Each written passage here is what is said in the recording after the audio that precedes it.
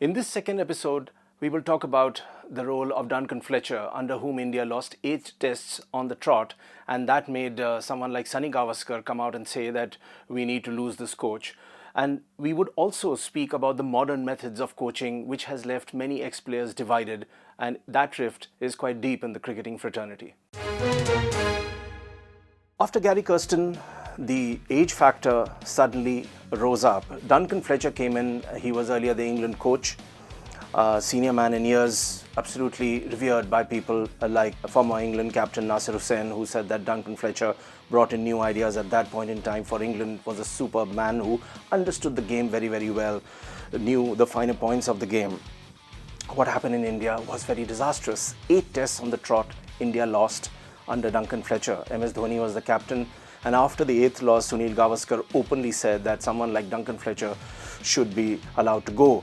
But he was backed by Dhoni. He completed his tenure, but that is a tenure in which a lot of questions were raised, and those questions were that if a foreign coach is not performing, should the entire tenure be completed? Why isn't he allowed to let go? In other words, why isn't he being sacked?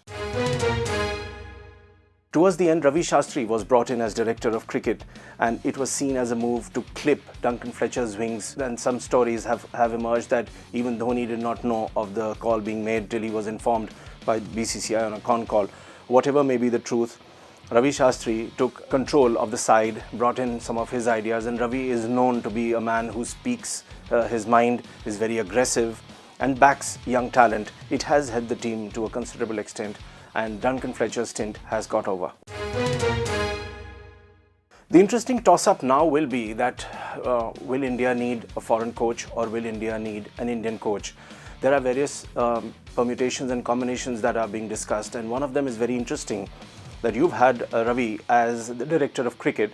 Now there is this new theory being floated by the BCCI which says that Sourav Ganguly, Sachin Tendulkar and Rahul Dravid would be appointed as performance managers. This is still under consideration, being discussed, but it is quite likely that if that happens, it would be an entire paradigm shift. So the theory that is being floated is that someone like a Sourav Ganguly would be the performance manager for one series, then Rahul comes in, after that Sachin comes in, and they do it in turns. But the point is that who will they report to? Will they be able to work under Ravi Shastri? We all know about the egos of Indian cricket. If it happens, great. If it does not happen, there will be clashes. And if there are differences, then what happens? The second big question is, will there be a head coach or not? Will that be a foreign coach? Those points are currently under debate.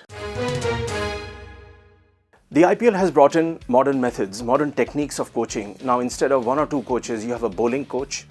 And even that bowling coach is split into 2. You have one coach for fast bowlers, one for spin bowlers. Then you have the fielding coach. Then you have the batting coach. After that comes the mentor. Then there is a head coach. So you have 5 to 6 people looking after a team. Quite a few of the ex-players, and I have heard Ian Botham say this on air, even in the recent Ashes series, that probably is too much of a muchness. He's slightly from the old school. He doesn't believe in this over-coaching. And he says that if a player is out of form, is getting out, if the person is a batsman, does it make any sense to bring the player down, show him repeatedly what has gone wrong, so that all the time the player is obsessed with what has gone wrong instead of thinking about what he can do right. So that is one line of thinking. The other line of thinking is that this support staff actually does wonders for a younger player. They mentor him, they help him improve their skill sets, and if anything goes wrong, then they point out any technique flaws and help them redeem those flaws by making minor adjustments. This probably never happened earlier. Dean Jones has come up with a very interesting spin. He says India could have a 2-coach theory. So Dean Jones's point is that why can't you have 2 coaches, one for the shorter format, one in the long format? Now, whether that will come into play or not remains to be seen, but it's an interesting theory. And the only point again is that at some point BCCI would always worry about how the players, and here some of the players are like these demigods, they are superstars, they are recognized everywhere, and they have massive drawing power. So they should not clash with the coach. It should be a happy combination. It should work, and that is something that needs to be looked at. The debate over younger coaches and the older coaches has also raged in cricket for quite some time now. Earlier, you had coaches who were hitting their late 60s, but now you have very young coaches like Darren Lehmann, who has done a splendid job for Australia, and he is really admired by the other players. He, as Michael Clarke said, he brings in aggression, and they have that typical style, that the never say die spirit. Tom Moody is another example of an Aussie coach who's doing well. You have Jason Gillespie, who's doing a fine job in England with the counties. In contrast, we had Duncan Fletcher, couldn't do much in India, but his past record suggests otherwise. So there is this there's argument going on that who suits Indian conditions best.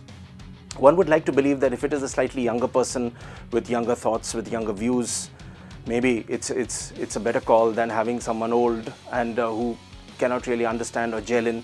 And that's a call that the BCCI would like to see. And where the Indian public is concerned, they are interested in only one thing: India must win.